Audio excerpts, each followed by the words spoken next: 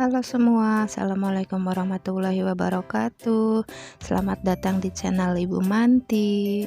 Di sini saya akan berbagi pengalaman serta mengajak Bapak Ibu guru untuk mengikuti pelatihan online yang diselenggarakan oleh Kemendikbudristek, yaitu program Guru Belajar dan Berbagi seri Semangat Guru Kemampuan Non-Teknis dalam Adaptasi Teknologi.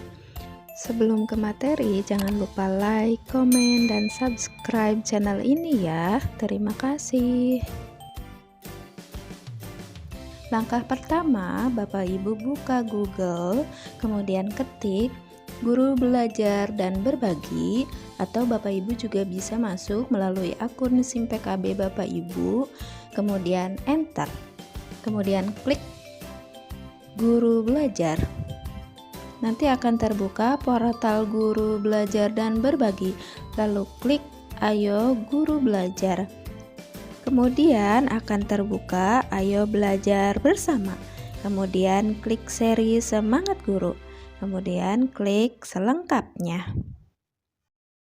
Kemudian di sini ada program Guru Belajar dan Berbagi, seri Semangat Guru Kemampuan Non-Teknis dalam Adaptasi Teknologi. Adalah pelatihan untuk meningkatkan kompetensi kemampuan non-teknis sebagai pendukung penggunaan teknologi dalam kegiatan belajar mengajar. Akselerasi teknologi dalam dunia pendidikan akan berdampak lebih besar jika diaplikasikan dengan cara berpikir kritis, komunikasi yang baik, kreativitas dan kolaborasi, atau yang juga dikenal dengan 4C, critical thinking, communication, creativity, dan collaboration. Kemudian Bapak Ibu klik mulai belajar. Di sini masukkan akun SIM PKB Bapak Ibu, kemudian ketik kata sandinya, kemudian klik masuk. Ada beberapa seri yang terbuka, kemudian cari seri Semangat Guru, kemudian klik selengkapnya. Langkah belajar. Yang pertama, peserta mendaftar di portal Guru Belajar dan Berbagi. Yang kedua, peserta mengikuti pelatihan yang terdiri dari 6 pelajaran.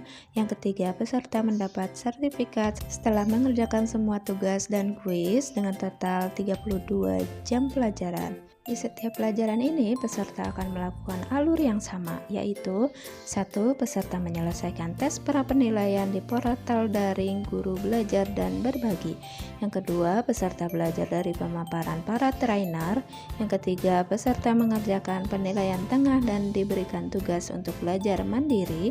Yang keempat, setelah mengerjakan tugas, peserta mengerjakan kuis penilaian akhir. Yang kelima, peserta kembali mengerjakan alur yang sama untuk pelajaran berikutnya sampai total mengerjakan 6 pelajaran.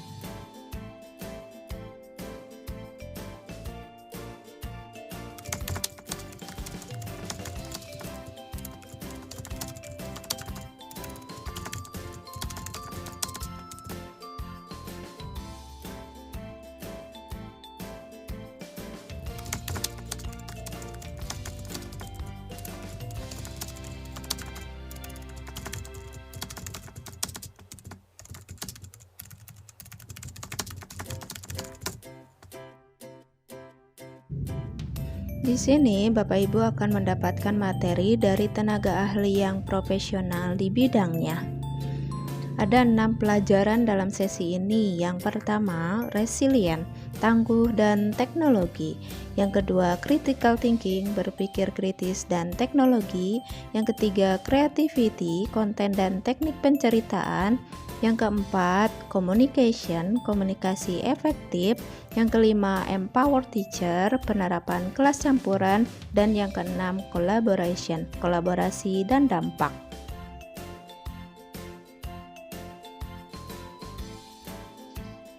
Yang pertama, resilient, tangguh dan teknologi.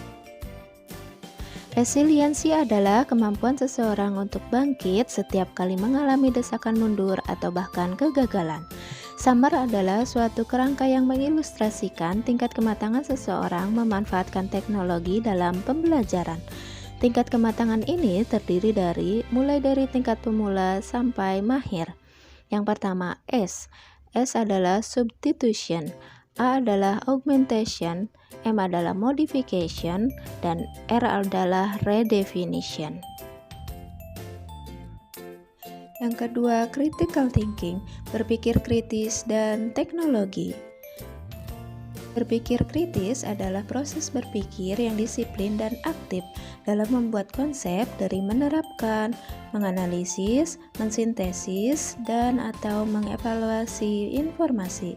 Berikut ini adalah tips berpikir kritis dan teknologi.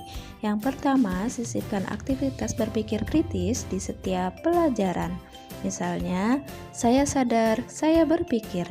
Yang kedua, jadilah contoh konkret.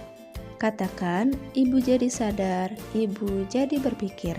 Yang ketiga, jangan terburu-buru memberikan koreksi. Ucapkan, terima kasih sudah berbagi. Yang keempat, berikan penghargaan atas usaha dalam berpikir kritis. Yang ketiga, creativity, konten dan teknik penceritaan.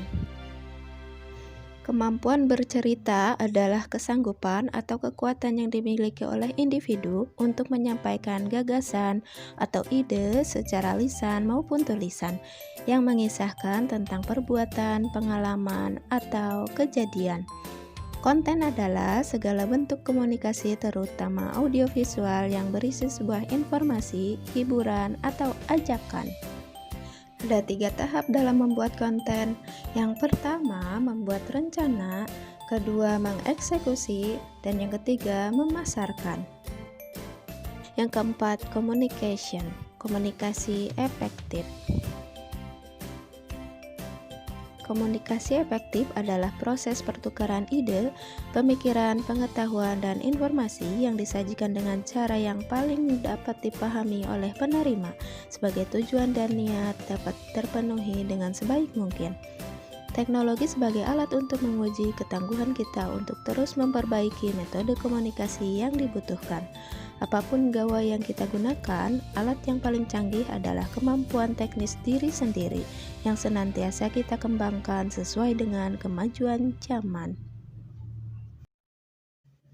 Yang kelima, empower teacher, penerapan kelas campuran. Kelas campuran adalah kelas yang menerapkan pembelajaran campuran sehingga murid mendapatkan pengalaman belajar yang optimal.